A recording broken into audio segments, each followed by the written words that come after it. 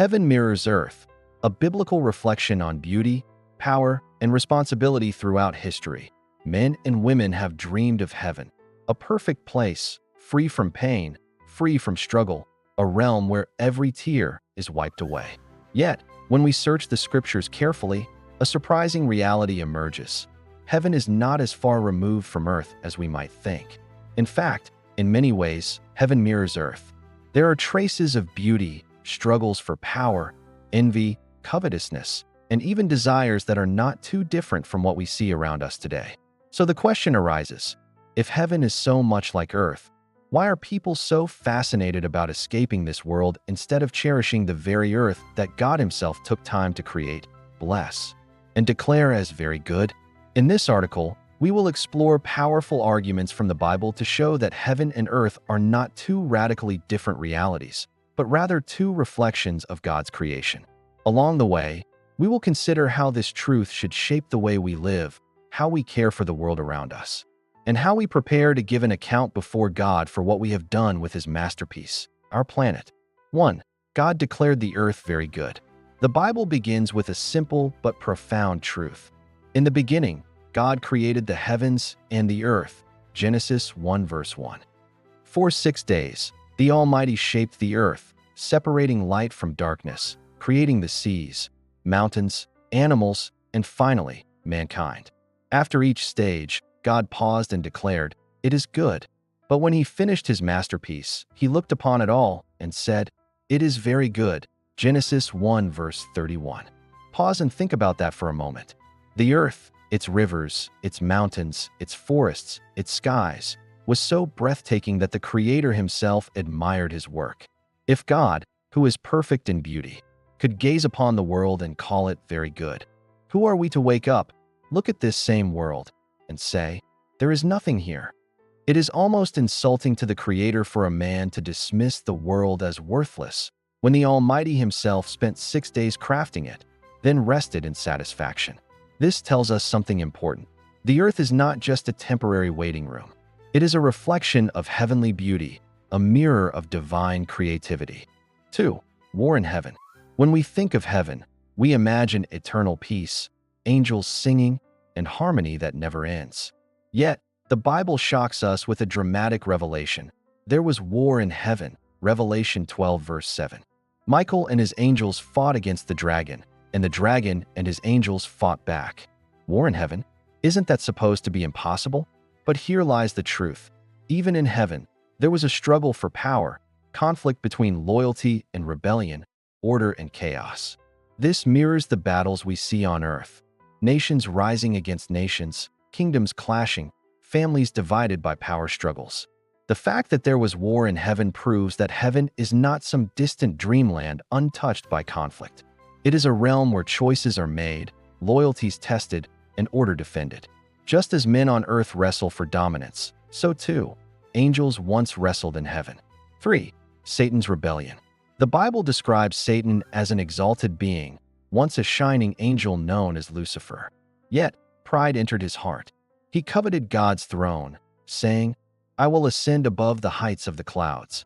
I will be like the Most High." Isaiah 14 verse 14. This is nothing less than a political coup attempt in heaven. Satan tried to overthrow God Himself. What does this tell us? That the same desire for power, the same greed that drives men to topple governments, overthrow kings, and conquer lands, was present in heaven. If heaven were completely immune from such struggles, there would have been no rebellion. But there was. This means heaven reflects the same realities of ambition, greed, and conflict that we see here on earth. 4. The detained angel and the heavenly rescue. In the book of Daniel, we find a fascinating event. Daniel prayed, but his answer was delayed. Why? Because an angel sent with a message was detained by the prince of Persia until the archangel Michael came to help him. Daniel 10 verse 13. Think carefully. If heaven were simply peace and instant obedience, how could an angel be delayed, detained, or blocked? This reveals heavenly politics, struggles of influence, and the need for reinforcement. It mirrors earthly realities where messengers are intercepted, warriors need backup, and the struggle for dominance requires teamwork. Heaven, just like earth, has hierarchies, battles, and moments where victory requires persistence and reinforcement. 5. Angels lost for women. Genesis 6 verse 2 gives us another shocking insight. The sons of God saw that the daughters of men were beautiful, and they married any of them they chose. This verse reveals that heavenly beings, angels, were drawn to human women. This tells us something extraordinary. Even in heaven, there exists desire, attraction, and longing. The same struggles men face with lust and covetousness on earth were mirrored by angels themselves. It also proves that heaven is not some cold, detached place where emotions are absent. It is full of beings capable of longing, passion, and choices, just like us. 6. Man in God's image. When God created man, he said, "Let us make man in our image, after our likeness." Genesis 1 verse 26. This statement carries one of the deepest truths of Scripture. Humanity reflects heaven. This means the way men think, act, and live is not random. It is patterned after heavenly beings. Earth is not a downgrade from heaven. It is a mirror, a reflection. The struggles we see here are echoes of what has happened and continues to happen in the heavenly realm. 7. Why chase heaven while ignoring earth? After all these points, the question arises, why are people so obsessed with going to heaven while despising the very earth God has given them? If heaven reflects earth, then what we have here is already a taste of heaven's reality. Imagine how annoying it must be to God when a man wakes up, looks around, and declares, "There is nothing in this world." Nothing. The oceans, the mountains, the forests, the birds, the stars, are these nothing? Something that took the Almighty 6 days to create. Something he admired and declared very good. How can it be called nothing? This attitude reflects ingratitude. Instead of cherishing the world, many despise it, chasing after a heaven they do not understand. 8. Our responsibility to protect Earth. If Earth is God's masterpiece, then our duty is clear. Protect it, cherish it, and keep it from destruction. Yet, what do we see today? Pollution filling the air, rivers poisoned, forests destroyed, species wiped out, wars and bloodshed scarring the soil. God gave man dominion over the earth. Genesis 1 verse 28. But dominion does not mean destruction, it means stewardship. We are caretakers, not owners. The way we treat this earth is a reflection of our respect for the Creator himself. What if, on the day you reach heaven's gate, you are asked a simple question? Before you enter, tell us how you made the earth a better place. Did you protect the rivers? Did you care for the animals? Did you bring peace to your community? What would you say? Many people think heaven is an escape from responsibility, but perhaps heaven is the final test of responsibility. If we cannot care for this earth, how can we be trusted with heaven? 9. Building peace on earth. Jesus taught us to pray, "Thy kingdom come, thy will be done on earth as it is in heaven." Matthew 6 verse 10.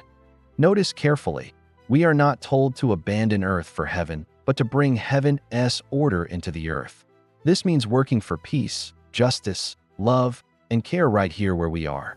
It means choosing harmony over war, compassion over greed, and stewardship over destruction. 10.